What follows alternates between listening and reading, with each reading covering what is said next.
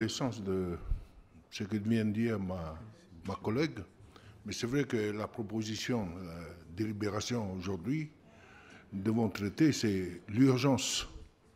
Il faut apporter une solution urgente par rapport à la problématique que nous traversons.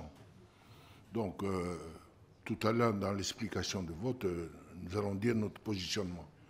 Mais là, je constate qu'à chaque fois, là, s'agissant de problèmes de santé, pour la unième fois, on parle toujours de colmater les brèches d'un système qui est au bout du bout.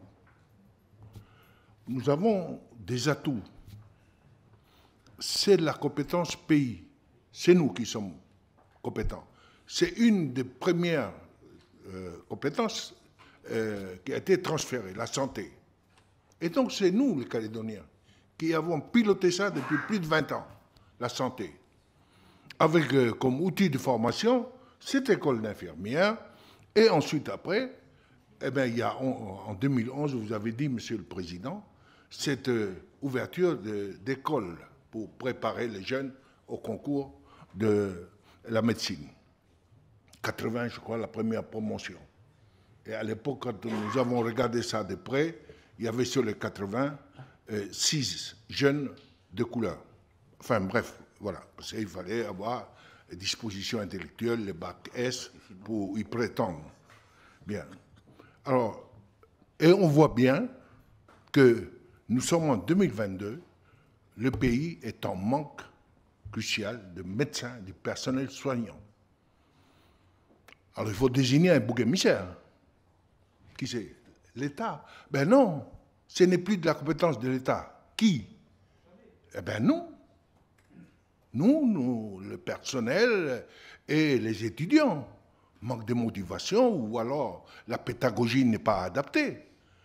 Moi, j'ai envie de dire qu'on a beau tourner, parce qu'on tourne dans une vase à l'intérieur. Dans cette vase, il y a quoi? Il y a les droits français, il y a les normes européennes. Et là, on est coincé de tous les bords. J'ai envie de dire que la solution, c'est l'indépendance.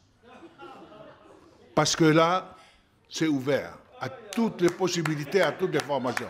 Ben oui, monsieur. Mais demain, nous allons parler de l'éducation. C'est pareil, avec les normes européennes, françaises. Et on est coincé. Alors que nous avons tout un tas de jeunes diplômés, 4000 en France, diplômés, qui sont prêts à rentrer. On ne peut pas, parce que c'est les normes, parce que c'est le juridique. Voilà ce que je voulais dire et je vais apporter dans ce débat.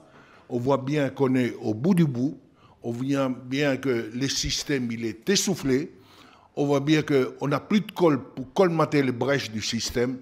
Seule l'indépendance, je pense, sincèrement, honnêtement, qu'on pourra élargir notre champ d'action et offrir à notre pays une diversité de formations pour nos jeunes. Voilà, merci.